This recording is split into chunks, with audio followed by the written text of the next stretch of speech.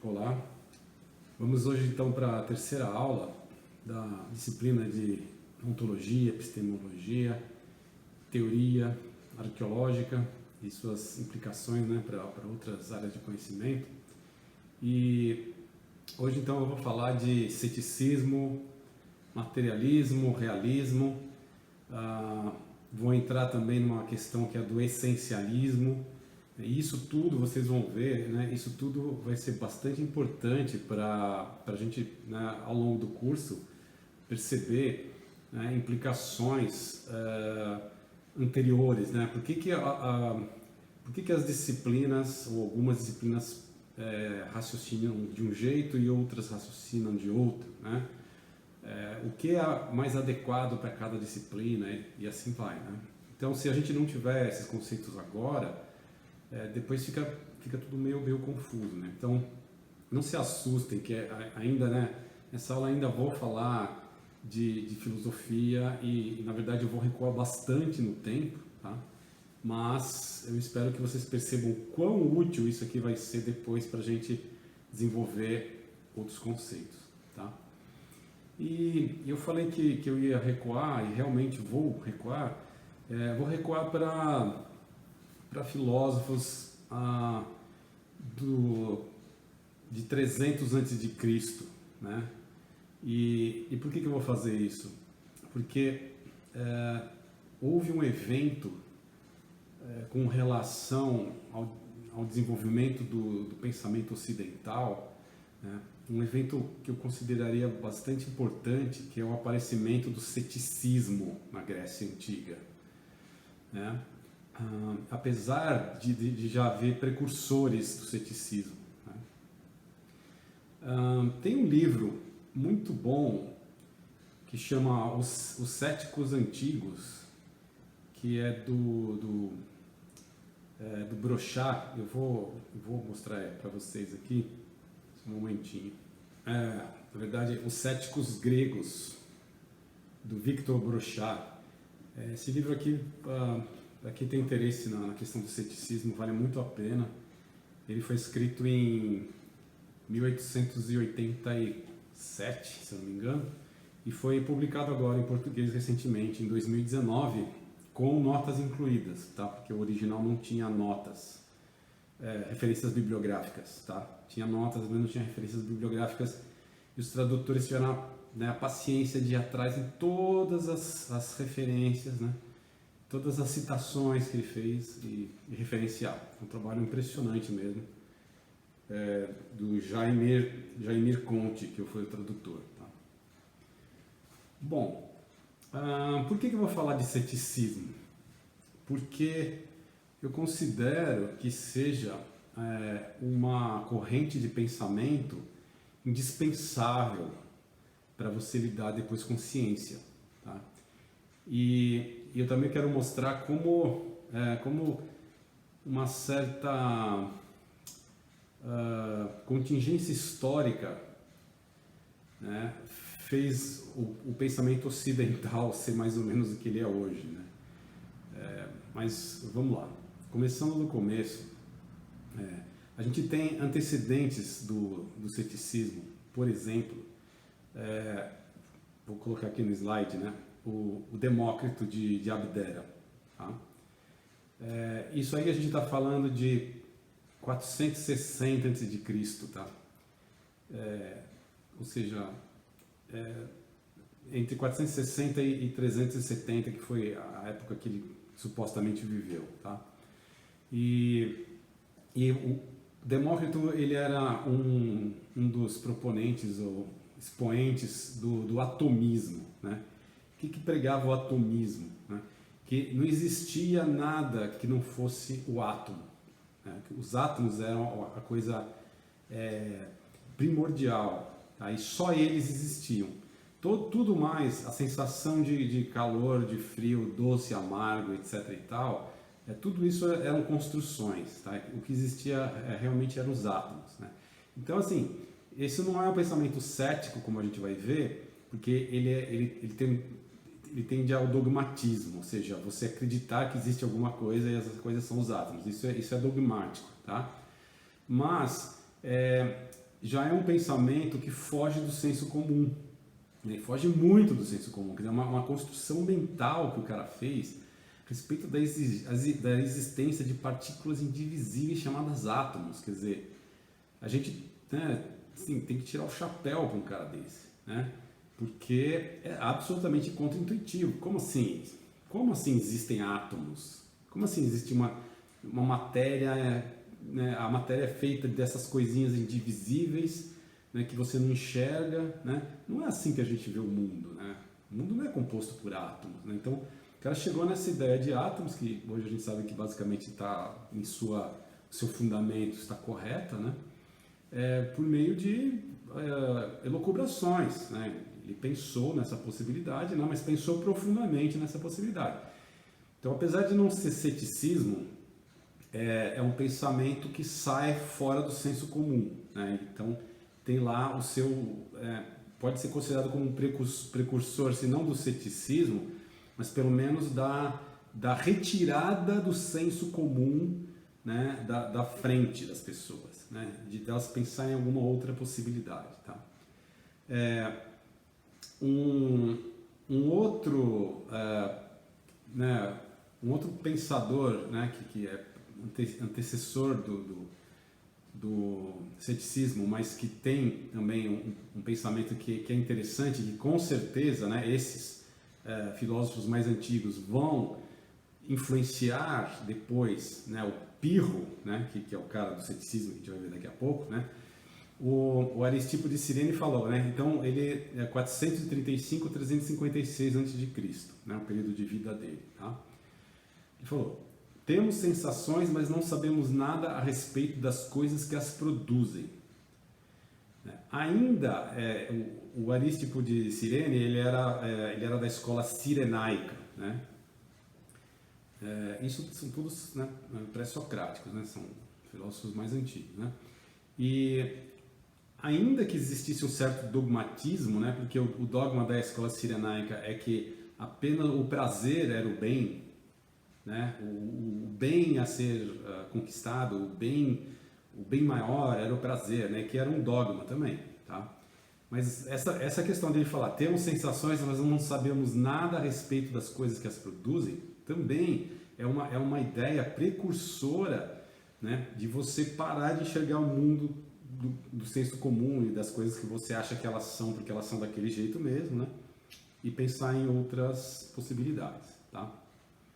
Agora, o ceticismo começa mesmo enquanto doutrina, enquanto escola bem fundamentada, com um filósofo chamado Pirro, tá? Ou Pirro de Elis, que era a cidade de onde ele veio. Tá?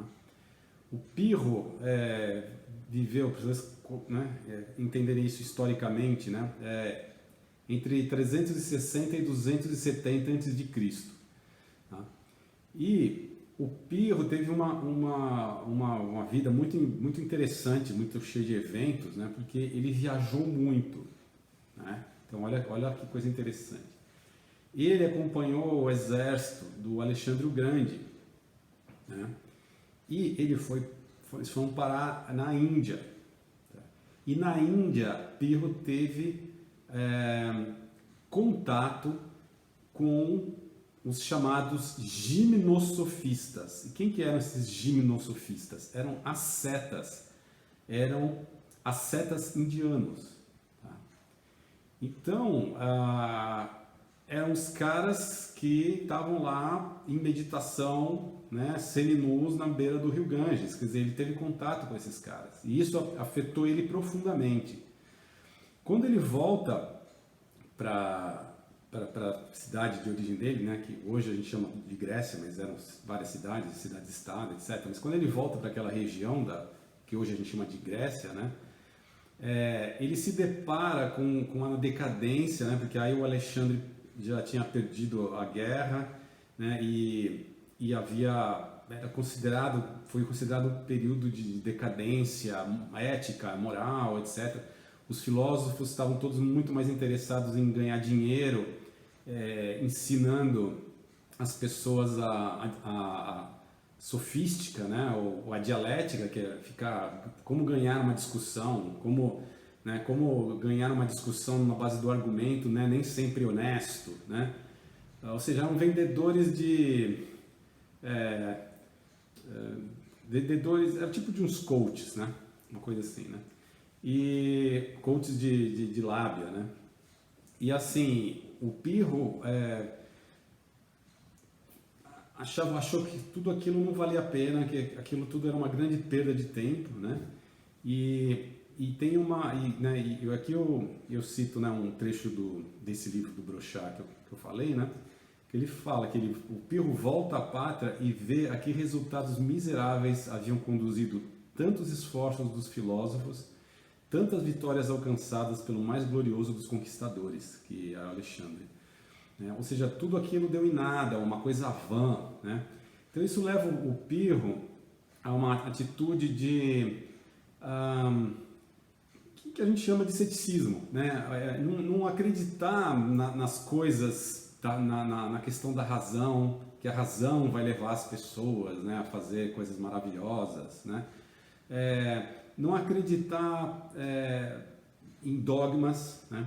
Então, assim, o que é importante nessa ideia, né, de ceticismo é uma oposição ao dogmatismo, né? Não é que seja sempre duvidar, tá? Porque sempre duvidar, né, o cético, como as pessoas se põem, inclusive tem gente da extrema direita que gosta de se chamar de cético, né? E eles são céticos por quê que eles se consideram céticos? Porque tudo que aparece na mídia e tudo que a ciência fala, eles não acreditam. Quer dizer, isso não é ser cético, né? Não é duvidar de tudo, né? É não ser dogmático, né? Então, assim, eu nem sei se existe tanto uma definição positiva do que é ser cético. Ser cético né? Mas talvez uma definição negativa. Ser cético é não ser dogmático, uma contraposição ao dogmatismo. Esse é o mais importante. Então, não é só a questão da dúvida. Novamente, você pode duvidar, você é um perfeito imbecil, né? Duvida de coisas que você vê em alguns meios de comunicação, ou nos livros, ou coisas que vêm da ciência, né? Compensação, acredita em umas burrices, umas besteiras fenomenais e se chama de cético, né? Acredita naqueles sites de cripto, da Deep Web, que fala coisas absurdas, entendeu? E se julga um cético. Não, isso não é um cético, isso é um dogmático, né? Que se recusa a perceber que existem algumas evidências científicas que vão ao contrário do que ele gostaria de acreditar. Então, isso não é ceticismo, tá? Vou deixar bem claro aqui. Então, o Pirro seria realmente o fundador do ceticismo nesse sentido que ele era totalmente contra a dialética, contra você ficar discutindo horas e horas e horas a respeito do que é o bem, do que é a verdade, do que é... E aí até chegar num ponto quando ele já estava farto desse tipo de discussão, ele simplesmente se recusava a responder e ficava em silêncio. Agora, o Brochard coloca o ceticismo em três períodos, né, que tem a ver com três maneiras diferentes de abordar o ceticismo, né? E eu acho que novamente, né, fazendo aquele disclaimer de sempre, eu não sou filósofo, tá? Mas eu acho que faz bastante sentido a periodicização do Brochard, né, como a gente vai ver agora. Então a gente tem aqui, né, pelo menos três períodos do ceticismo. O primeiro com Pirro e Timon, né? O Timon foi um discípulo do Pirro, direto, né? Um discípulo direto. E a gente coloca esse período aí entre mais ou menos 360 a 230 a.C., que pode ser chamado de um ceticismo prático, né? Então, existe um desdém pela dialética, ou seja, pela discussão filosófica, tá? E que culmina com uma recusa em responder às perguntas e participar desses debates, né? Então, isso se resume a não sei nada, né? Não sei nada. E aí entra um conceito de ataraxia ou ataraxia, né? Que é você simplesmente se recolher, né, e viver feliz com a dúvida. Tá? Depois, notem que existe um hiato enorme entre esse primeiro período do ceticismo prático para o segundo período, que entra o Enesidemo e os sucessores dele. Né? O Enesidemo e sucessores vai de 80 a.C. a 100 depois de Cristo. Né? Então, existe um hiato enorme aí. Tá? Várias gerações até que essas ideias do Pirro são retomadas. Né? Por que isso? Porque o ceticismo nunca vai ser considerado uma coisa muito popular. Né? As pessoas estão sempre em busca de certezas. Essa é uma coisa, né, normal, né? Faz parte do funcionamento do nosso cérebro. As pessoas sempre querem certezas. Né? Então não é uma coisa popular. E aí você tem, né, esses séculos aí, né, de hiato, e depois você recomeça, né? E esse período pode ser chamado de ceticismo dialético. Por quê? Porque eles voltam a dialogar, né, e voltam a debater em praça pública, né, com filósofos de outras escolas, tá? Mas isso é considerado uma maneira de fazer com que os argumentos racionais se voltassem contra esses próprios filósofos. Né? Então, eles abraçaram a dialética, né?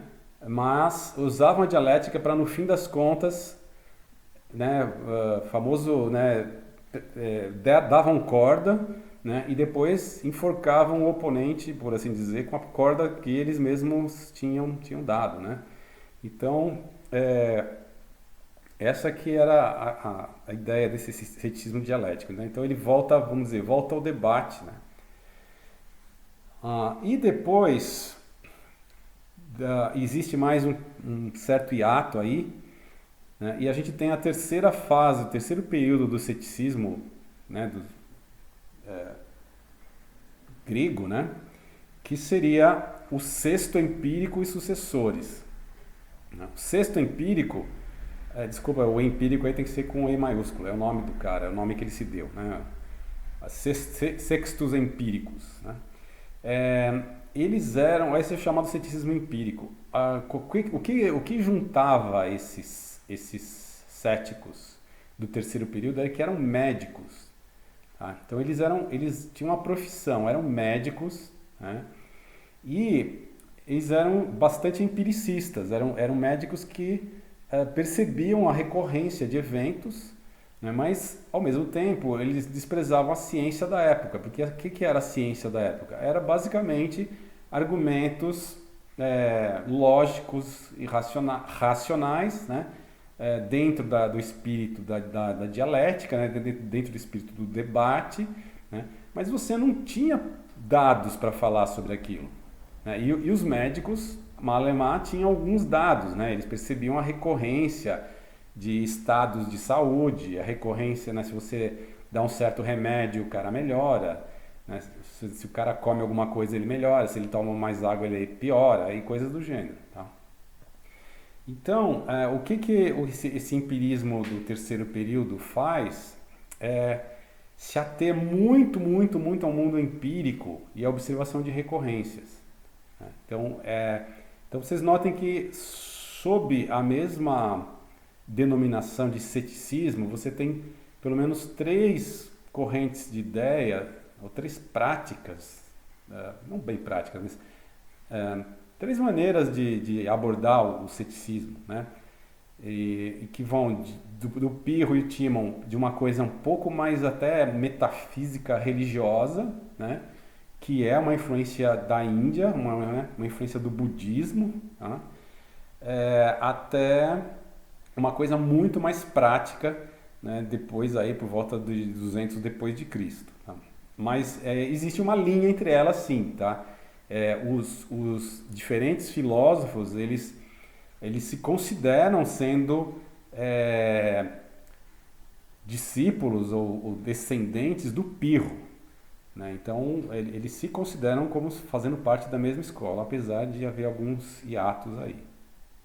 E esse ceticismo grego, ele vai influenciar depois, né, filósofos mais tardios, né? A obra do Sexto Empírico vai ser traduzida por volta aí dos 1560, vai ser traduzida para o latim, né? E vai influenciar vários filósofos, né? Mas uma das primeiras influências é no Michel de Montaigne.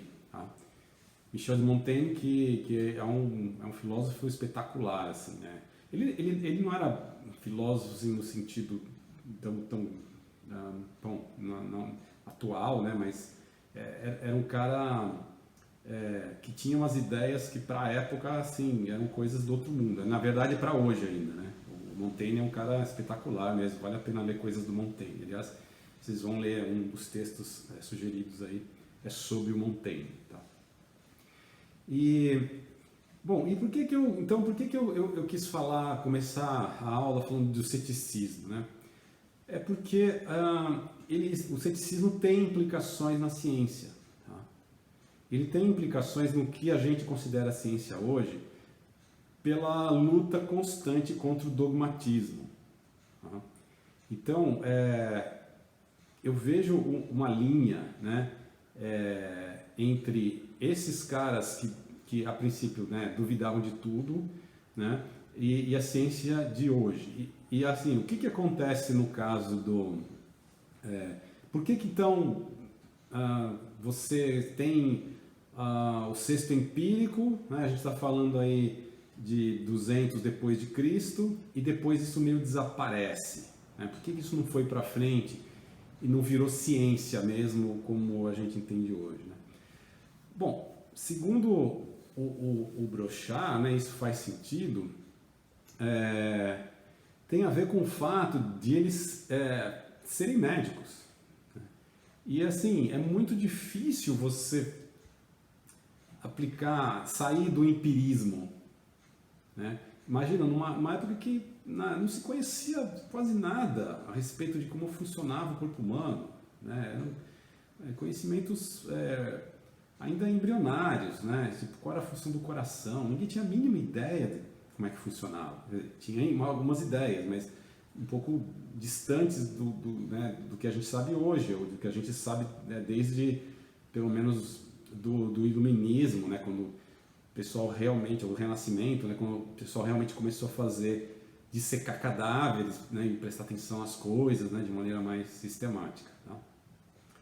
Então, assim, um dos problemas que o ceticismo do terceiro período, né, o ceticismo empírico, acabou não desembocando numa ciência, né, é o objeto de estudo, né? Por azar, eles eram médicos, né? Então, o que acontecia?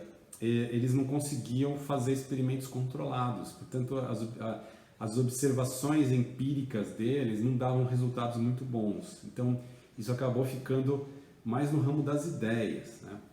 E o Brochard mesmo fala uma coisa, né, que eu acho que é factível, né? Se esses caras tivessem transplantado essas ideias, né, de ceticismo empírico para física, talvez eles tivessem tido muito mais sucesso, né? Porque é muito mais fácil você replicar os experimentos, etc. E tal. Você, quer dizer, você imagina proto-Newton, né? Esse pessoal lá na Grécia, né? Que se começasse a fazer experiências com mola, bom, mola nem existia, né? Mas alguma coisa parecida com mola, planos inclinados, carrinhos descendo planos inclinados, coisas assim, né? Poderia ter chegado a conceitos científicos, né? E mais ou menos fundaram uma ciência muito próxima da moderna, eventualmente, né? Mas, como eles estavam lá meio presos, né, na medicina, né? Esse passo não foi dado e isso ficou esquecido. Daí vocês sabem o resto da história e vem, né, depois vem a queda do Império Romano, né? Mais ou menos 200 anos depois disso, 250 anos depois disso, e assim vai, né? E aí só foi, né, novamente, só foi republicado, esses textos foram republicados em no século XVI, tá? E aí agora, né, depois fazendo, né, tendo mais impacto no pensamento, tá? Bom, essa questão do ceticismo, então, ela é importante mais no sentido de ser uma postura filosófica antidogmatista, contrária a qualquer tipo de dogma, né?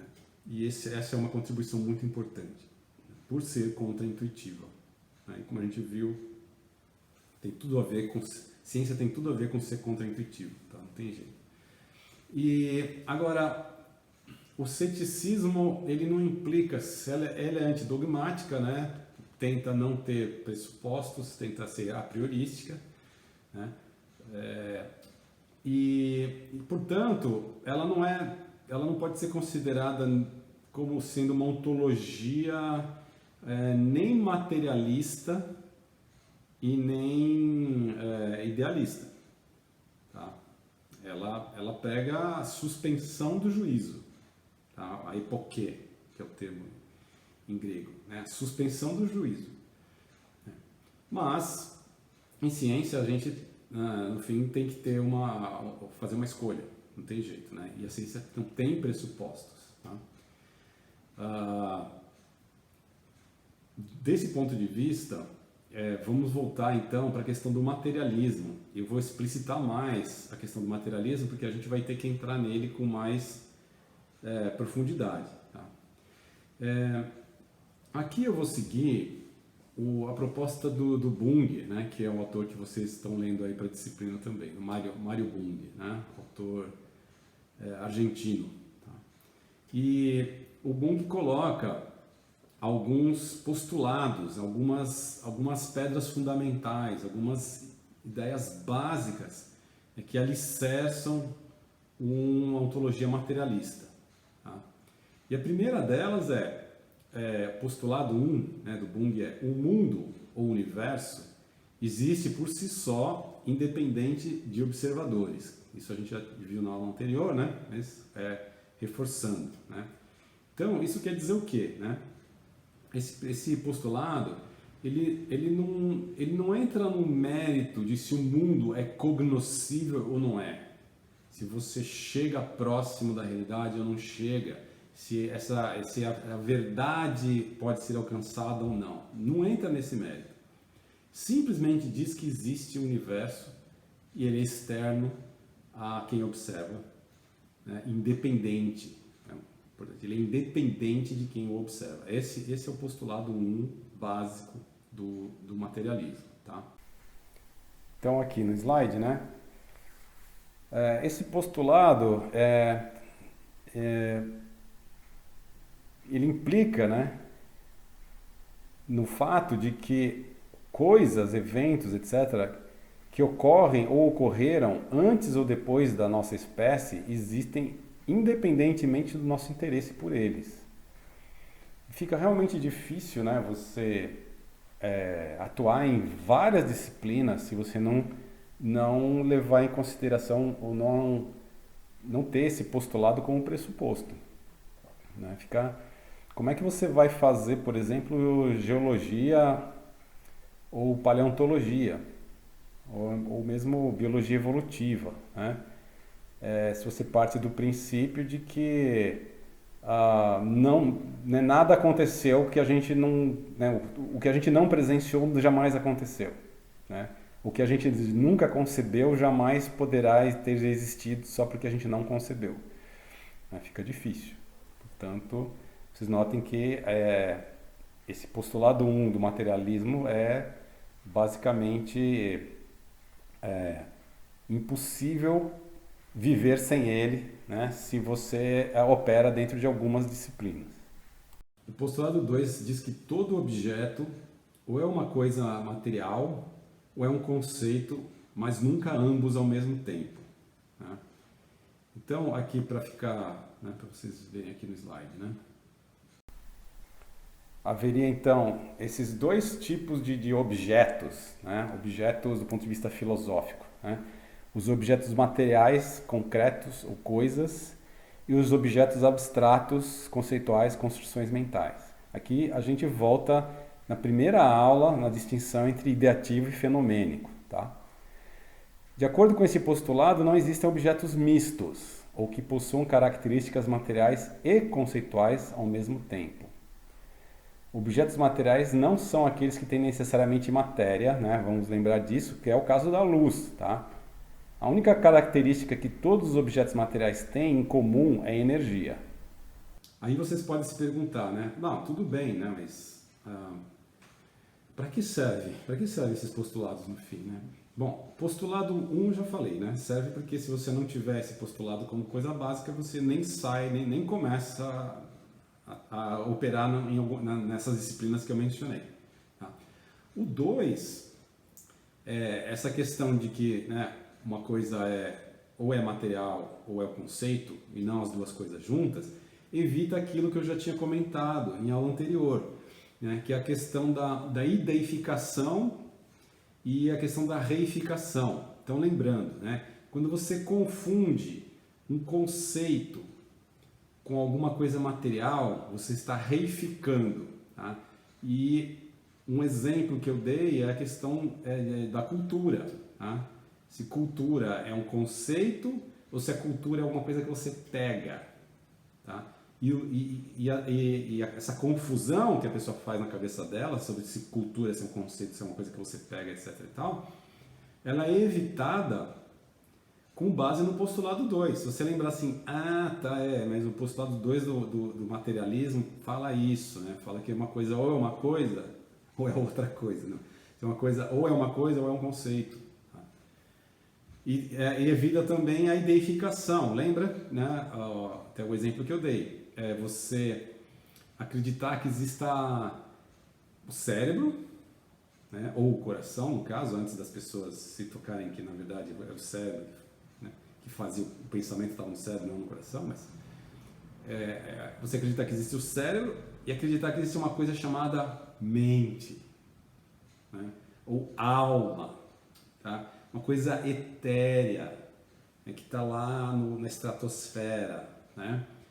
E não, então isso é identificação, quer dizer, processos cerebrais que são basicamente impulsos elétricos, né, serem confundidos com alguma coisa, né, e um conceito de mente, conceito de alma, alguma coisa assim. Bom, e o postulado 3, já que, né, já se separou no postulado anterior, no 2, né, coisas, né, e conceitos, né, ou matéria e conceitos, né? No 3 é o prego final, tá? É o seguinte, e o mundo é composto apenas de coisas, objetos materiais. C'est fini. Tá? O mundo é composto apenas disso. Tá? Você vai usar conceitos para se apropriar desse mundo ou para tentar influir nesse mundo, ou para entender esse mundo ou o que seja, tá? Ou para manipular esse mundo, o que seja, né? Manipular as pessoas que estão no mundo, tá? Mas o que existe mesmo são coisas ou objetos materiais, tá? Então eu vou mostrar aqui um slide. Então, segundo o Manner e o Bung, né, que tem esse livro maravilhoso sobre filosofia da biologia, né, essa é a tese central da ontologia materialista. Né? E quando existe qualquer conceito ou afirmação que viole esse postulado, eles chamam de metafisicamente mal formado. Agora, eles concedem o fato de que a utilização de conceitos metafisicamente mal formados existe e é normal em todos os ramos de conhecimento, tá? Mas eles falam assim, fiquem atentos, né? Para assim, saiba que são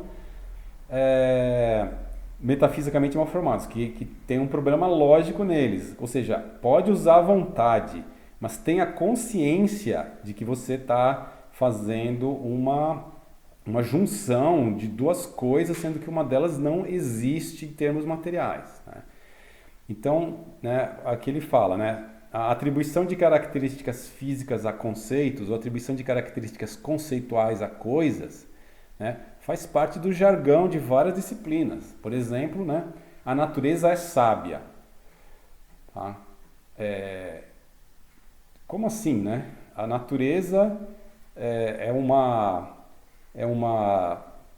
um coletivo, né, de animais, plantas, pedras e etc e tal, tá? E aí você imputa uma característica, né, um antropomorfismo no caso, né, uma sabedoria, né, que é um conceito de sábio, conceito de sabedoria, você imputa a uma coisa material. O segundo exemplo aí, as ações humanas são benéficas, né? As ações humanas são algo que realmente ocorre, mas o conceito de benéfico, né, ele não pode ser atribuído a uma coisa que na verdade é um conjunto de seres, né, que fazem coisas, né, e que, assim, você não pode imputar uma característica de benefício ou malefício, né, que é um conceito, né, ela não está ligada à questão das ações. Tá? Mesma coisa, a economia brasileira é ativa. Tá? A economia brasileira é um conceito, né, não é uma coisa que você pegue. Né? O bem-te-vi é uma espécie de urna, quer dizer, o bem-te-vi, enquanto espécie, né, ele é um agregado de seres. E uma espécie é um conceito de espécie. Portanto, o conceito não pode ser diurno nem noturno, é um conceito. Por fim, essa classe social luta por seus direitos. É um conceito de classe social. Tá? Não existe a classe social do ponto de vista material. O que existem são as pessoas. Tá? E aí você se utiliza do conceito de classe social, né, para entender melhor o mundo, mas é um conceito, portanto um conceito não luta por seus direitos. Agora, a gente tem que dar o braço a torcer, que se você fosse usar, né, a nomenclatura ferro e fogo, né, talvez ela ficasse meio difícil de ser, vamos dizer, passada para frente ou entendida por pares, etc. Então, assim, faz parte do jargão, né, e as pessoas podem saber ou não, né? A pessoa pode saber que quando você fala o bem-te-vi é uma espécie de urna, você está entendendo do que se trata. Você entende perfeitamente que você não está falando que uma espécie é algo material, tá? Você está falando só de um agregado de indivíduos. Porém, você pode realmente fazer confusão. Então, assim, a ideia é, use à vontade, mas saiba que é um conceito metafisicamente mal formado. Essa é a ideia deles. Bom, e aí a gente desemboca numa postura ontológica, né? Dada a aceitação de uma postura materialista, você pode desembocar numa postura ontológica realista. Né? E quais são os pressupostos básicos do realismo? Tá? Básicos mesmo. Tá? Que as observações dos fenômenos são feitas sem levar em consideração as crenças e anseios do observador, e que as observações feitas são aproximadamente verdadeiras. E o que é aproximadamente verdadeiras? Elas podem se aproximar da realidade última exterior, aqueles fatos. Lembra da aula anterior? Diferença entre fatos, fenômenos e dados. Né? Os fatos que a gente nunca consegue acessar, nunca consegue perceber os fatos diretamente. A gente sempre percebe fatos através de um filtro. Tá? E, portanto, a gente percebe fenômenos e não fatos. Então, o que o realismo diz, né? Pressupõe? É uma postura ontológica, novamente, pessoal. Ninguém é obrigado a ser realista. Né? Estou falando, né, dessa opção, dessa possibilidade. Né? Realismo acredita que você consiga, por meio da observação dos fenômenos, se aproximar dos fatos. Tá? Então, esses são dois pressupostos básicos. Tá? Então, existe uma intenção de observação do mundo sem que você impute nessa observação os seus valores, os seus ideais, o seu julgamento, né? Pelo menos não na observação. Você pode imputar depois na explanação ou na interpretação. Então, não é aquela, né? Lembra do objetividade e subjetividade 1, 2 e 3, que a gente viu na aula anterior, tá? Então, pelo menos na observação, né, espera-se que haja, né, uma objetividade, né, no sentido de objetividade 1. Tudo bem? Mesmo sabendo que ela é inalcançável. Tá? Esse é o ponto. Tá? Não é que os realistas acham que eles conseguem, que eles são objetivos, etc. É que existe um esforço para que isso seja alcançado. Tá? E não jogar para o céu e falar assim, eu não consigo, também ninguém consegue, ninguém vai conseguir, portanto tudo vale.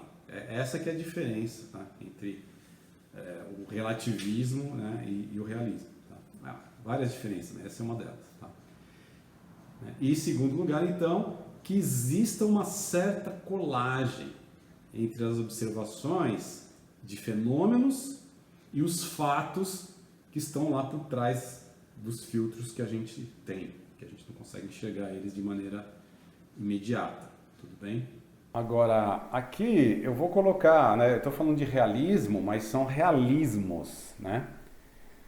A gente tem, vou dar 3 exemplos. A gente tem o Mário Bung, que eu já falei para vocês, que é um filósofo realista e que trabalha bem assim na filosofia da ciência, mas também na filosofia da biologia. A gente tem o Roy Bhaskar, que é um realista das ciências sociais, também filosofia da ciência, mas o interesse dele de aplicação é nas ciências sociais. Tem o Ram Haré, que também filosofia da ciência, mas ele tem muitos textos na área de psicologia e ciências sociais. Então, assim, não existe um realismo, tá?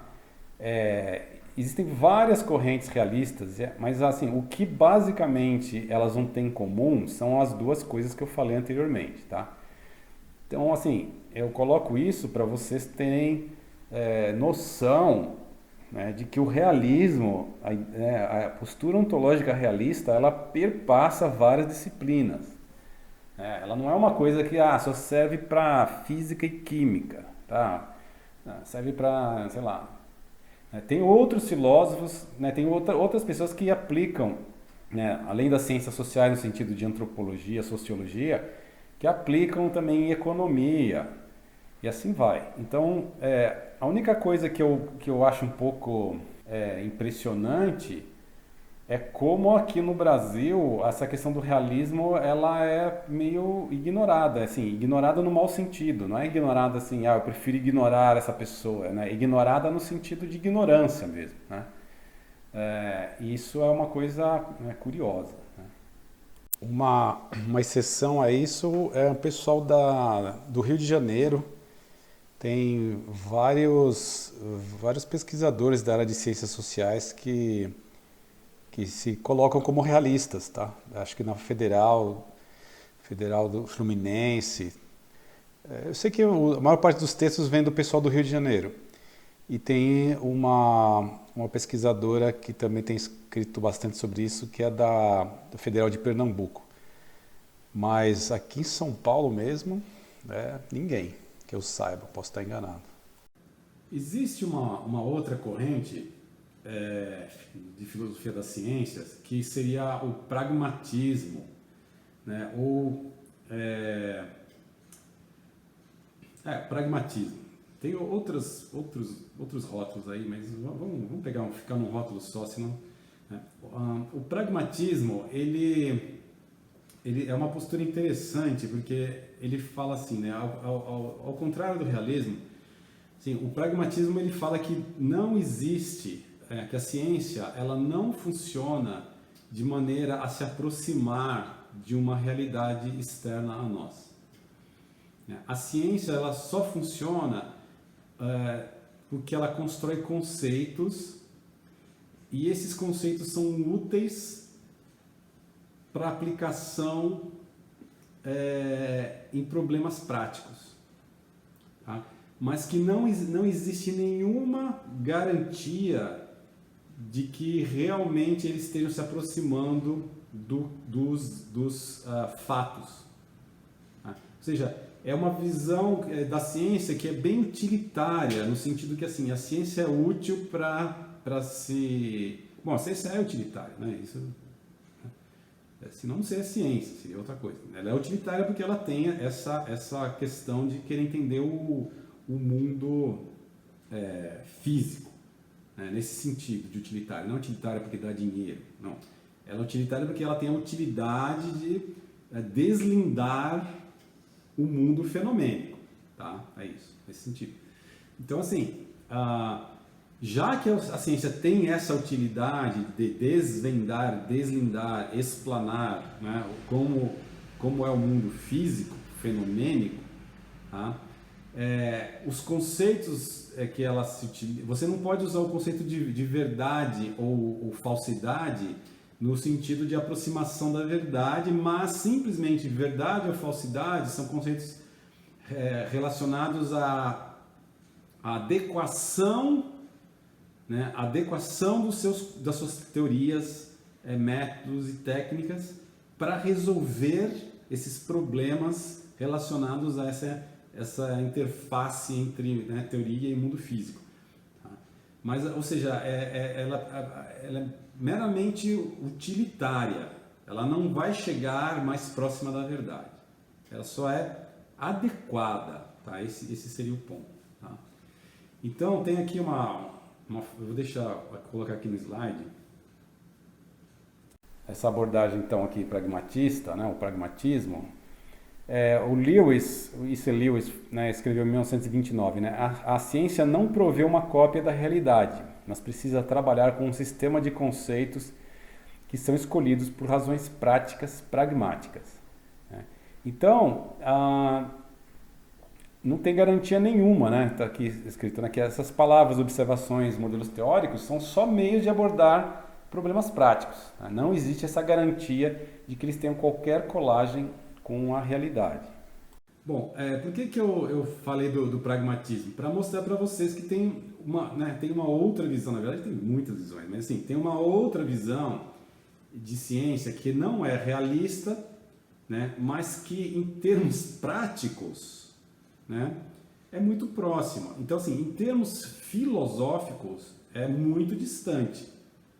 Porque uma diz que você pode se aproximar de alguma realidade externa, tá? E a outra diz que essa questão nem se coloca, não estou nem um pouco interessado com a realidade externa, a única coisa que a ciência faz é se adequar, ou seja, ser adequada a lidar de maneira pragmática com esses fenômenos, né? Os fatos nem me interessam, né? Nem existem fatos, não me interessa se existem fatos ou se não existem. Mas com os fenômenos eu consigo lidar, e é isso que interessa. Então, assim, essa postura pragmatista, a diferença entre o pragmatismo e o realismo, em termos práticos, ela diria que é quase inexistente, é inócua, né? Em termos práticos, quero dizer o quê? O cientista que está lá fazendo a ciência, seja em laboratório, seja o cientista social, seja o arqueólogo, seja o biólogo, seja lá quem for, né, ele vai estar realizando uma série de procedimentos baseados em teoria, né, anterior, etc.,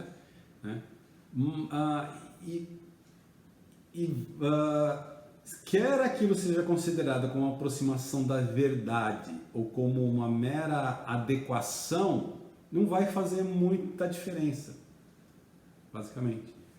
Tá? Você vai realizar aqueles procedimentos de qualquer jeito, seja porque você acha que está chegando próximo de uma verdade externa, seja porque você considera eles adequados. Né? Então não vai ter uma super diferença, não vai ter diferença nenhuma em termos práticos, mas tem uma diferença, né, em termos filosóficos. Tá?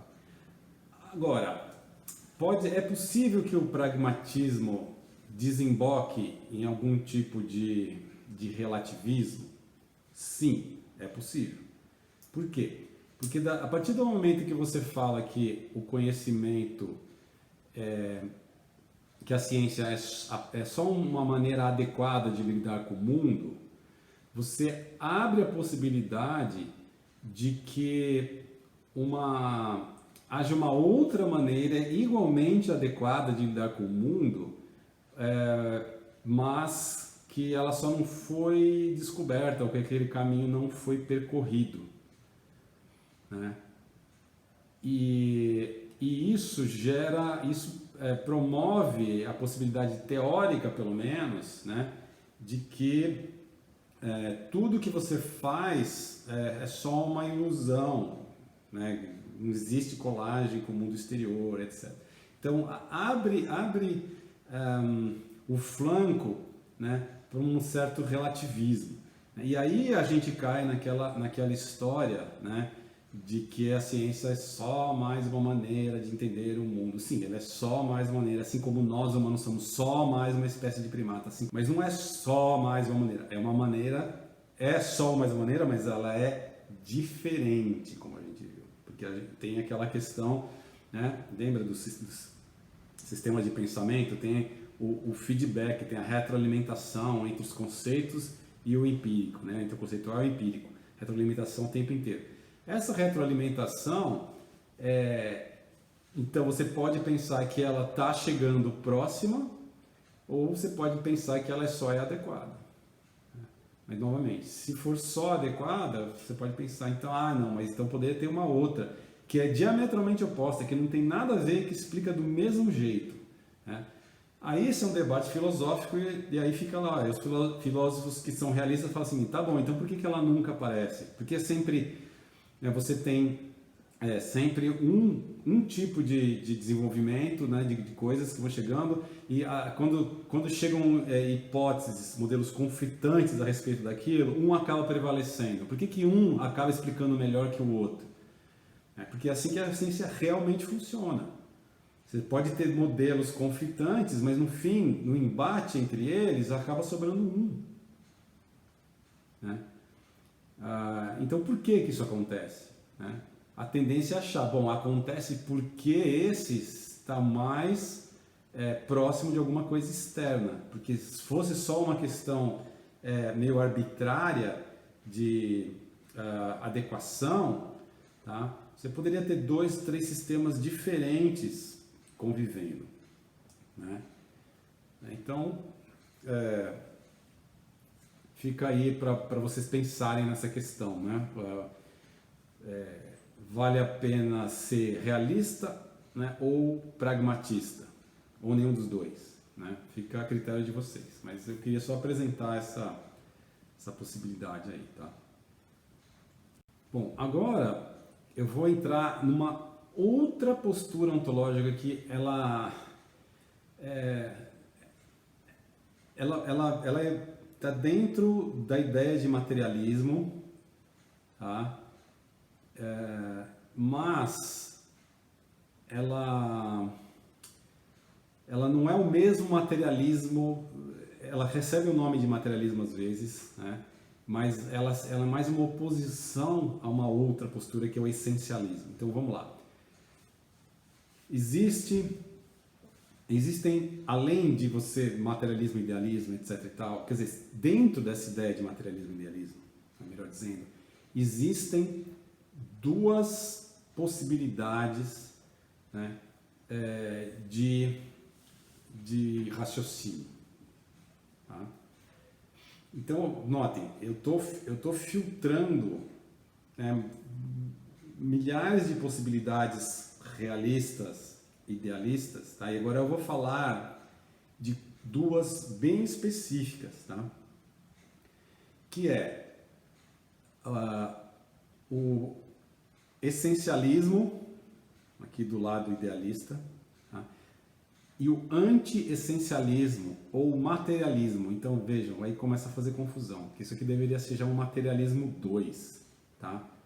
Porque ele é um submaterial, é uma sub-área do materialismo, não é o materialismo, ele é uma parte do materialismo que dialoga com a questão do essencialismo, tudo bem?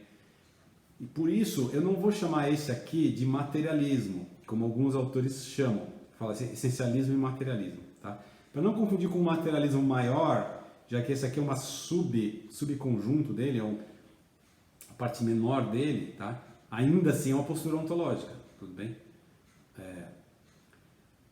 Eu vou chamar de anti-essencialismo, tá? Então, essencialismo e anti-essencialismo, beleza? Bom, por que eu sou obrigado a falar isso de maneira? Porque, assim, às vezes vocês podem ler algum texto que vai fazer a dicotomia entre materialismo e essencialismo, tá? Por isso que eu estou falando, também chamado de materialismo, mas eu acho que anti-essencialismo é mais adequado. Por quê? Porque você pode ser materialista ontologicamente, tá? Mas ter uma visão essencialista das coisas. Tá bom? Então por isso que essa dicotomia entre materialismo e essencialismo, ela não é assim a mesma dicotomia lá em cima entre materialismo e idealismo. Tudo bem? É uma dicotomia ontológica, mas ela pega uma coisa mais específica, tá? Que é a seguinte, o essencialismo é a ideia que vem lá desde o Platão, tá? Então a gente está falando de 400 antes de Cristo, tá?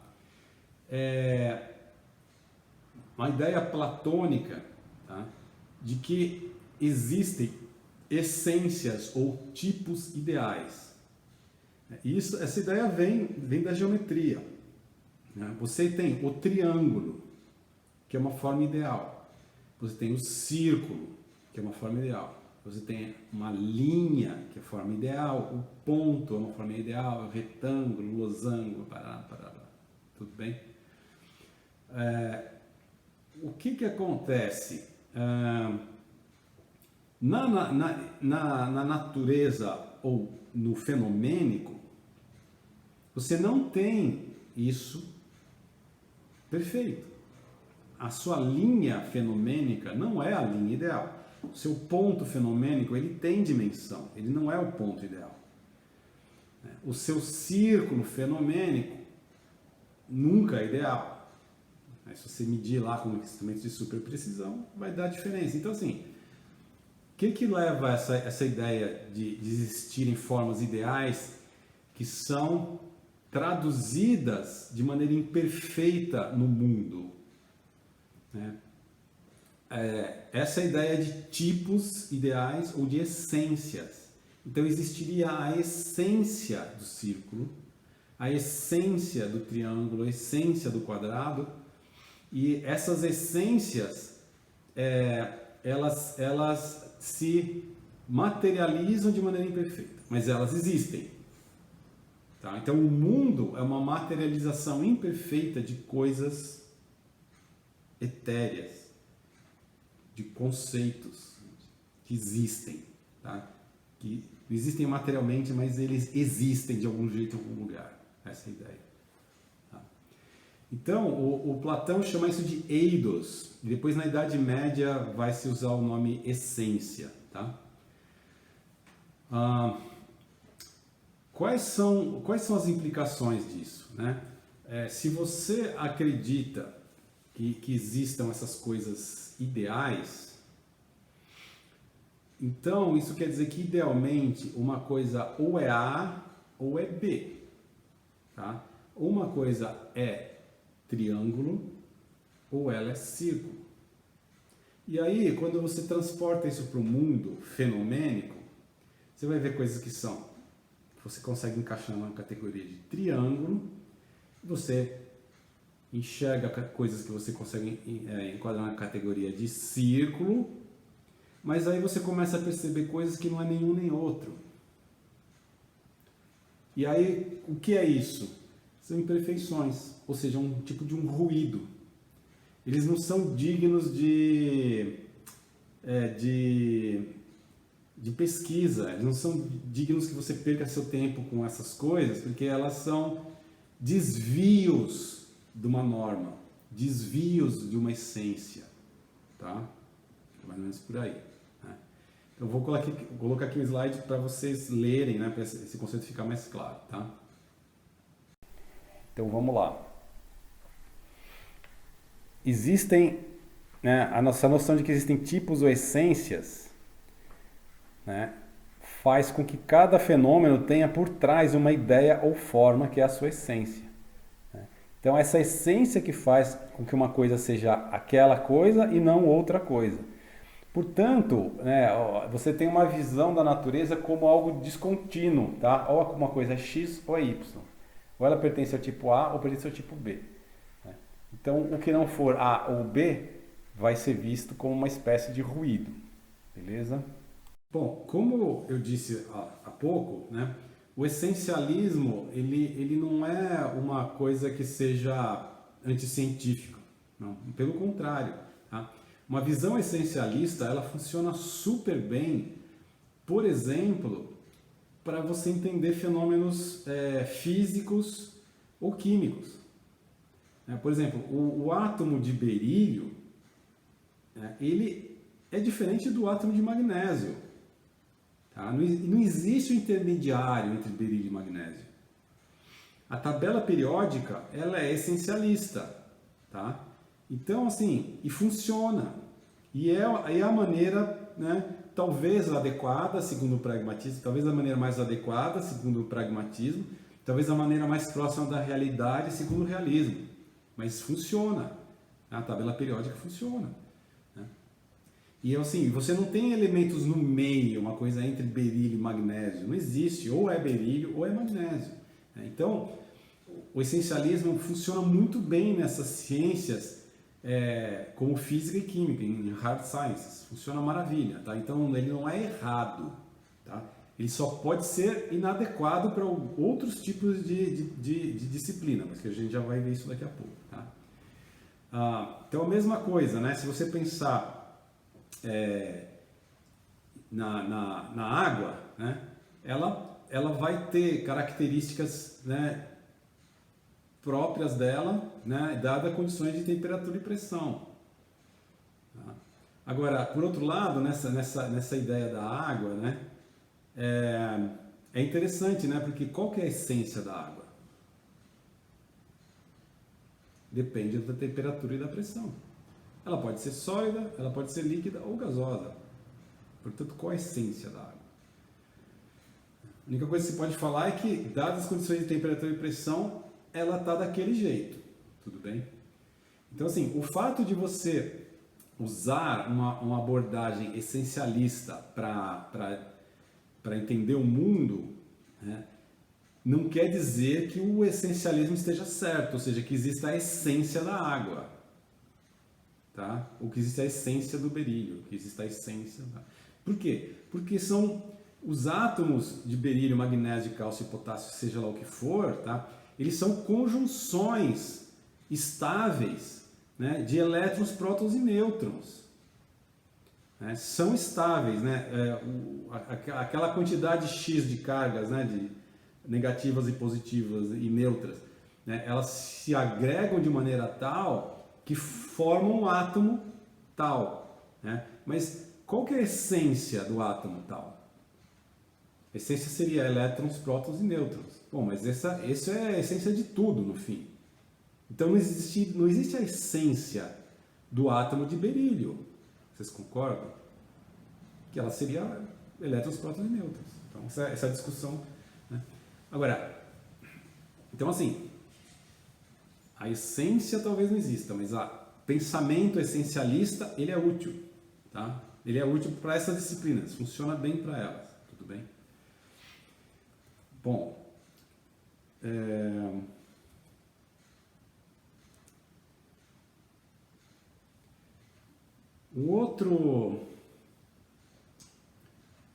uma outra visão, né? E aí a gente pode colocar ela como precursor, que poderia ser o Heráclito, né? Também, isso a gente está falando do século VI a.C., né? Anterior ao Platão. Heráclito tem aquela frase, né? Tudo muda, nada fica parado e você não pisa no mesmo rio duas vezes. E essa é uma visão anti-essencialista.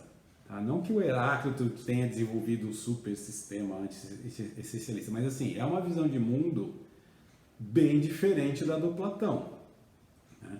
Ocorre que o Platão foi muito mais importante, né, no pensamento ocidental. Tá? E a ideia do Platão das essências, ela apela mais ao senso comum. Tá? A gente pensa assim, que existe uma essência, por exemplo, de cachorro, porque o cachorro é diferente do gato, cada um tem uma essência, um tem a essência de cachorro, outro tem a essência de gato. Tem a essência humana também. Né? Qual é a essência da humanidade? Né? Esse é o pensamento platônico, tudo bem? Agora, então, o anti-essencialismo, né? Então, em vez de chamar de materialismo, vamos chamar de anti-essencialismo, também chamado de pensamento populacional, mas isso mais para os biólogos, né? O Meyer, né? Que é um biólogo e filósofo da biologia, que tem sacadas espetaculares, né? O Meyer fala isso, né? Chama de pensamento populacional e chamou o essencialismo de pensamento tipológico. Tudo bem? Mas vamos lá. O anti-essencialismo, então, né, ele tem essa visão diametralmente oposta. Tá? Você não tem essências e os tipos não são coisas reais ou manifestações fenomênicas de uma essência ideativa. Tá? O que existe é a matéria organizada, né, de várias maneiras diferentes. Então pode ser a matéria organizada em forma de mesa, a matéria organizada em forma de cadeira, a matéria organizada em forma de ser humano, a matéria organizada em forma de aranha. Tá? Então o que existe é a matéria organizada e todas as coisas estão em perpétuo estado de mudança, ou em perpétuo estado de vir a ser, de se tornar outra coisa.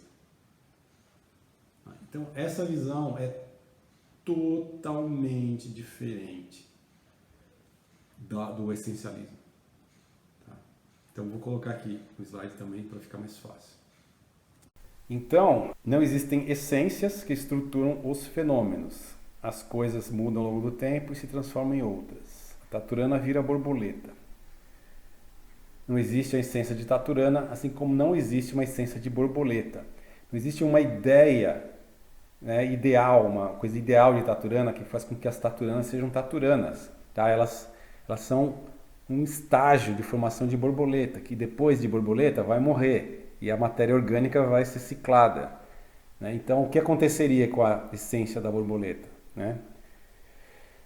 Então, essa ontologia é muito menos intuitiva, tá? E aí ela depende de uma postura mesmo de desapego a essas coisas que nós vemos, esse mundo que a gente percebe, tá? Porque o mundo que a gente percebe, ele parece cheio de essências, ele parece uma coisa cheia de objetos que existem da maneira que eles existem ou existem da forma que eles existem, por conta de uma essência que faz eles serem assim. Né? Agora, a partir do momento que você pensa que não existe uma essência, né, ou que não existe uma coisa fixa, você perde uma certa âncora. Né? Você não tem mais alguma ideia de imutabilidade. Né? E isso pode ser bastante assustador para as pessoas. Tá? Então, assim, a gente tem lá umas ideias, né, proto-anti-essencialistas, no Heráclito. Depois a gente tem o Platão, a gente tem tudo, a gente tem Idade Média, a gente tem Renascimento, a gente tem Iluminismo, a gente chega até segunda metade do século XIX. Quais são as disciplinas mais bem sucedidas? É física e química. Tá? E são disciplinas com ontologia essencialista, como eu já falei. O essencialismo funciona muito bem para elas. Quem é que chega e fala assim, putz, mas não é bem assim? Charles Darwin. É o cara que fala isso. Não fala isso com essas palavras, mas o que o Darwin propõe? Que as espécies mudam ao longo do tempo.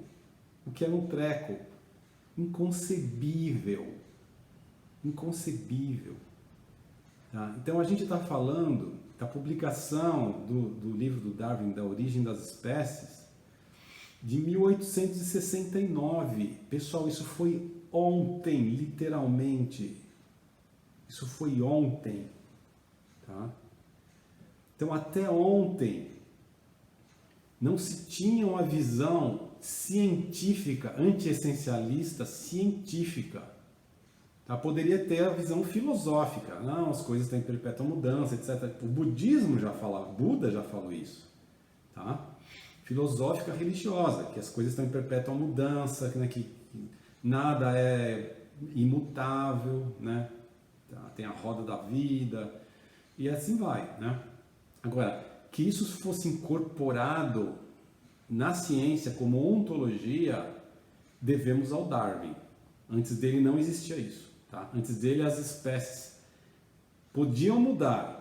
Né? Não é que ninguém tivesse percebido. Tinha várias pessoas que já tinham percebido que poderia haver mudança nas espécies. Por quê? Porque já existia um conhecimento geológico a respeito disso. Né? Isso a gente tem já desde o século XVIII, pelo menos, né, observações sendo feitas a respeito de fósseis. Aí você tem os estratos, né, as camadas, e aí os fósseis que aparecem nessa camada são diferentes dos que aparecem nessa, são diferentes. Mas essa visão, como você tinha os fósseis com uma certa forma aqui embaixo, e fósseis com uma forma já diferente em cima, muitas vezes um não tinha nada a ver com o outro, você nem conseguia traçar uma linhagem filogenética, né? Uma linhagem de ancestralidade. Às vezes eram fósseis, né? Como a gente viu na primeira aula, né? Houve várias extinções, mega extinções, né? Pelo menos 5 mega extinções na história da Terra. Então, às vezes, o pessoal via fósseis de eras diferentes. Tá? Então, assim, sabiam que existia mudança, mas essa mudança era considerada saltacional, uma mudança de saltos. Tá? Você passa de uma espécie para outra espécie, para outra espécie, para outra espécie. Tá? Qual que é a visão do Darwin? Que essa mudança é gradual e operada pela seleção natural. Tá? Então, essa é uma mudança de visão de mundo. Tá? Não é um detalhe, não é uma filigrana. Mesmo que o Darwin, mesmo talvez não estivesse percebendo, né, o grau de mudança que a teoria dele ia alcançar, o grau de mudança no pensamento, tá? Mas com certeza, né, a ideia de evolução por meio de seleção natural é gradual, né, mudança gradual, fazendo com que uma espécie se transformasse em outra, né, causou uma celeuma enorme, né, abriu espaço para perceber-se que a nossa espécie provavelmente era muito semelhante aos nossos primos vivos chimpanzés, a ideia de ancestral comum, e aí ninguém mais segura a porteira, aí a porteira escancarou. Né? Então, assim, foi essencial, né? Já ia falar. Isso foi muito importante, né? Essencial 2, né? No outro sentido, né? Foi muito importante para para o desenvolvimento da ciência que outra ontologia entrasse na história.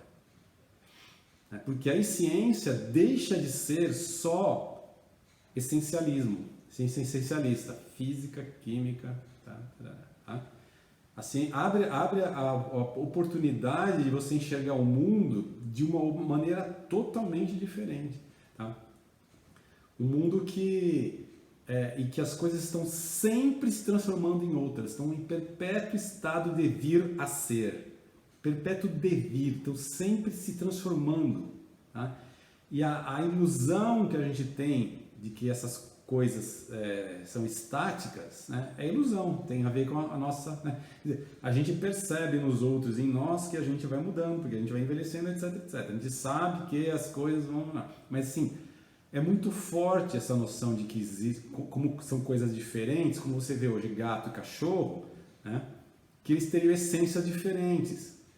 Mas ambos são mamíferos, portanto, obviamente, ambos tiveram um ancestral comum, que inclusive foi nosso ancestral comum. Tá? E é difícil enxergar isso. É uma postura diferente, né? É uma visão de mundo bem diferente. Tá? Isso que tem que ficar bastante claro, porque isso vai ter implicações para toda o resto da disciplina. Tá? O anti-essencialismo, então, é uma questão central no desenvolvimento, ou na aceitação, inclusive, né, de que essa postura ontológica é válida e, na verdade, em algumas disciplinas ela é indispensável. Tá? Porque você não consegue trabalhar de maneira essencialista em várias disciplinas. Isso não as faz menos científicas. E esse é o grande ponto, essa é a grande sacada. Né? Que você... A percepção de que você pode ter ciências que não são essencialistas. Isso liberta essas ciências de terem que seguir uma receita de bolo de como funciona a física. Então, olha só que coisa. Tá? Por quê? Porque, inclusive, os filósofos, a maior parte dos filósofos da ciência eram físicos. Tá? Os mais importantes sempre foram físicos. Um deles, o Karl Popper, chegou a falar, a escrever, que a biologia evolutiva não era ciência, tá? Que era uma espécie de metafísica. Por quê? Porque você não conseguia testar hipóteses e você não conseguia fazer previsões. Porque para ele ciência é testar hipóteses e fazer previsões. Era, né? Portanto, a biologia evolutiva não era ciência, era um programa metafísico. Foi essa frase que ele usou, essa expressão que ele usou, programa metafísico. E aí o Meyer, né, que é esse biólogo, filósofo da ciência, caiu de pau, falou, não, você não está entendendo nada. Né? Desde que o Darwin apareceu no cenário, acabou essa história. Tá? É uma outra ontologia, uma outra maneira de ver o mundo e durma com isso. Tá? Então, além de implicações, vamos dizer, em termos de filosofia da ciência, né, a questão do essencialismo e do anti-essencialismo é importantíssimo para depois a gente entender as classificações. Né? Conforme eu falei, a gente vai ver a questão da classificação em arqueologia, né, e muito do que vai aparecer para a arqueologia pode ser útil para outras disciplinas, porque muitas delas classificam. A biologia nem precisa falar, né? Mas as ciências sociais classificam direto, né? Dão nomes, dão rótulos, isso são classificações, né? Agora, como essas classificações estão sendo feitas? Né? São outros 500, né? Isso aí a gente vai ver mais para frente, tá? Mas então é isso, que fique bem claro, né? A importância do anti-essencialismo, ou pensamento populacional, ou materialismo, segundo alguns autores, né, versus o essencialismo, ou pensamento tipológico, né, para outros autores, tá bom? Então dá para perceber a importância disso, a importância de você perceber quando você está rotulando alguma coisa, ou quando aquela coisa existe.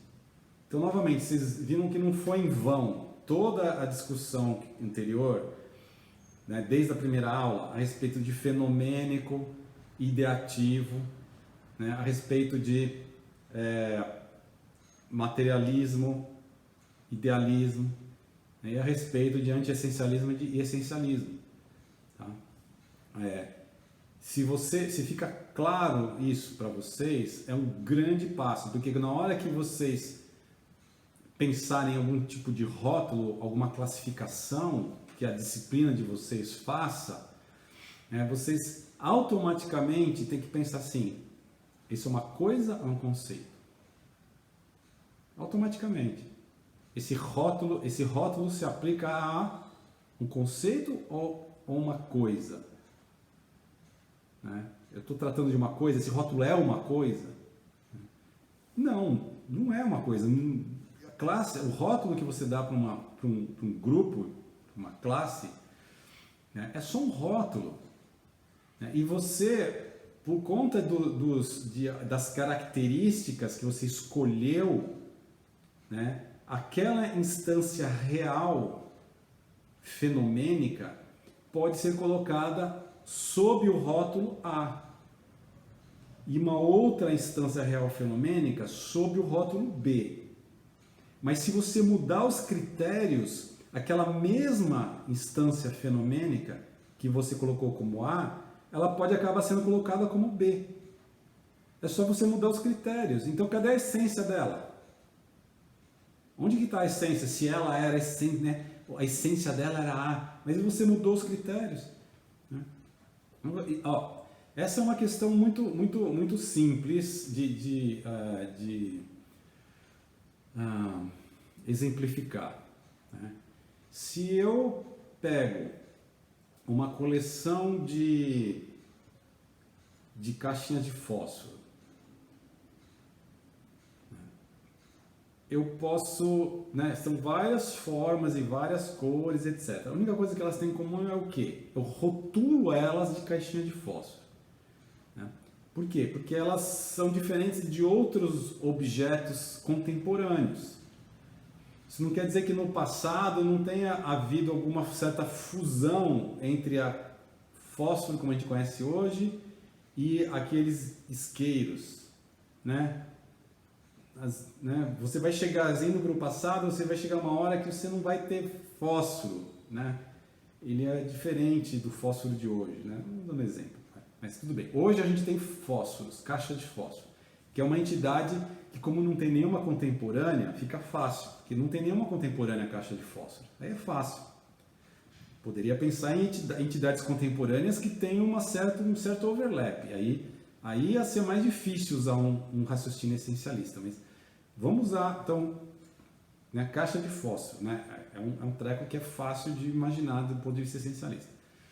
Se eu pegar uma certa caixa de fósforo, ela tem vários atributos, ela tem infinitos atributos. Né? Uma caixa de fósforo tem infinitos atributos. Eu posso medir o tamanho dos fósforos, ver a cor da cabeça do fósforo, o tipo de madeira que é usado, o tipo de caixa, se ela é quadrada, quais são as dimensões, os elementos, a composição química do fósforo em si, a composição química da madeirinha, do palito, é infinito. O número de atributos que um dado fenômeno tem é infinito. Não existe um número finito de atributos. Você pode achar infinito, você pode ficar uma vida descrevendo uma caixa de fósforo. Tá? Mas eu vou escolher alguns. E essa escolha, ela é arbitrária. Não existe a escolha dos atributos que não seja arbitrária. Ou seja, o que seria o contrário de arbitrário? Natural ou normal. Ela sempre é arbitrária. Essencial. Eu só vou escolher os atributos essenciais. Não existe isso. Você vai ter que escolher atributos. Eles vão ser arbitrários e você vai escolhê-los porque eles vão ser adequados para aquele tipo de descrição ou para o tipo de problema que você quer resolver. Então, a escolha dos atributos é uma questão de adequação. que eu quero dizer com adequação? A adequação sempre para fins científicos elevados? Não, pode ser uma adequação para fins horríveis, politicamente horríveis. Tá? Então, são só adequados para o que você quer fazer. Não são adequados no sentido de, que é adequado, que bacana. Pode ser adequado do mal. Então, essa mesma caixinha de fósforo, que é uma instância fenomênica, é um fenômeno caixinha de fósforo, tá? Material. Se eu usar os atributos características da madeira do palito e cor da cabeça, ele vai cair sob o rótulo A, que são todos as caixinhas de fósforo cujos palitos são de Pinus Elioti e a cor da cabeça do fósforo é preta. Já um outro, ele tem um palito feito de eucalipto e a cabeça é vermelha. Vai cair na classe B. Tudo bem? Tem alguma essência envolvida aí? Existe a essência da classe A e a essência da classe B? Não, por quê? Porque se eu mudar os atributos de interesse, se em vez de madeira do palito e cor da cabeça do fósforo eu usar o atributo comprimento do palito, sem levar em consideração a madeira e a cor da cabeça, os dois podem estar na mesma categoria, porque eles estão na categoria de comprimento acima de 6 centímetros. E aí, mudou a essência deles? Não. Então, assim, aí é que entra esse mesmo exemplo bobinho do fósforo, é o exemplo que pode ser usado para categorização de pessoas. Tá? Você pode categorizar as pessoas, você pode pegar os humanos enquanto espécie, e uma coisa pode ser essencialista, porque a gente já não tem, os contemporâneos nossos estão extintos, os contemporâneos não, os muito próximos nossos estão extintos. Né? O Neandertal se extinguiu, mas se a gente tivesse Neandertais ainda vivendo, ia ficar tudo muito difícil de categorizar, o que é humano, o que é não humano, coisa meio esquisita. Mas, como eles estão extintos, aí a gente pode achar que, nossa, humanos é uma categoria essencial, então, portanto, nós temos essência. Segunda coisa, se eu categorizar humanos como sendo, na hora que você fura a pele, sai uma coisa vermelha, diferente de barata, que tende a ser uma coisa branca, um alienígena poderia categorizar a gente diferente de barata baseado no que sai quando você abre. E aí então a gente estaria junto com todos os mamíferos, basicamente, no mínimo. Aves também entram na mesma categoria que a gente, e peixes. E assim, nossa, mas a gente tem uma essência, como é que os alienígenas vão colocar a gente na mesma categoria das peixes, aves, Bom, amigo, o alienígena não está interessado que você tem você acha que você tem uma essência. Quando ele te abre, sai um treco vermelho. Quando ele abre a barata, sai um treco branco. Certo? E isso serve, inclusive para nossas propaladas diferenças raciais, quando sim, geneticamente a gente é a mesma coisa. A gente vai falar disso mais para frente, mas geneticamente a gente é ridiculamente redundante. Nós somos literalmente irmãos, não é no sentido vamos dar as mãos e sair por aí, é literalmente, geneticamente, nossa variabilidade genética é ridiculamente baixa. Chimpanzés são mais variáveis geneticamente do que nós. Diferentes populações de chimpanzés têm mais variação genética do que nós. Isso por quê? Porque houve um provável evento de quase extinção da nossa espécie. Eu falo isso na disciplina de geoarqueologia. Quem quiser pega acho que o último vídeo de geoarqueologia lá eu falo sobre isso. E Então nós somos muito parecidos geneticamente. Então se você pega a característica cor de pele, que assim, é que nem você escolher a cor da cabeça do fósforo. Não é uma característica que define ninguém. Não é. Você não é definido por isso. Né? É só uma característica. Né? Quer dizer, cor de pele. Então eu coloco essas pessoas que têm essa cor nesta característica, nesta raça. Como se houvesse raça do ponto de vista científico. Desculpa, não existe. Tá? Pode-se debater do ponto de vista sociológico, pode-se debater do ponto de vista antropológico. Claro que isso tem implicações, porque a partir do momento que as pessoas acreditam numa coisa que não existe, elas vão se comportar como se essa coisa existisse. Tá? Mas do ponto de vista científico não existe. Então assim, você abriu a pessoa, sai com uma coisa vermelha. Você abriu outra pessoa, sai com coisa vermelha. Você abriu uma... Por esse critério, todo mundo no mesmo rótulo. Ah, mas você olha de fora, esse aqui é mais clarinho. Olha de fora, esse aqui é mais escurinho. Ah, então são coisas diferentes. Não, não são diferentes. Você só escolheu uma característica arbitrária, no caso arbitrária do mal, que eu falei, né, que podia ter arbitrária neutra, né, ou arbitrária do bem, que seria, vamos salvar mulheres e crianças primeiro no naufrágio.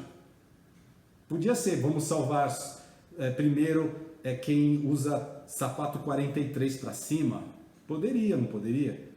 Mas não, vamos pensar um pouco, né? Vamos salvar as mulheres e as crianças primeiro, elas entram no bote primeiro, né? E aí vem aquele ricaço que quer entrar junto, né? O Titanic, né? Mas assim, é arbitrário, mas é do bem, né? Você está pensando em alguma coisa. E tem o arbitrário neutro, tipo, tanto faz, né? Que quase não existe, né? Porque sempre você vai estar querendo escolher atributos baseados em alguma coisa. E tem o arbitrário do mal, né? Você pegar uma característica, né, e impingir aquilo para a pessoa como se fosse uma coisa ou muito boa, maravilhosa, porque te interessa, ou horrível, porque também te interessa dizer que aquela característica é horrível. Agora, se a pessoa tiver noção de essencialismo, do que é essencialismo e anti-essencialismo, ela não incorreria nesse erro. Mas é muito difícil ter essa noção. Né? Então a gente, por hoje, para por aqui. Espero que tenha sido proveitoso e que engendre reflexões, que vocês pensem nessa questão, né? Nessas questões, né? E vamos ver quais são os desdobramentos disso, né? Nas próximas aulas. Tá? Obrigado.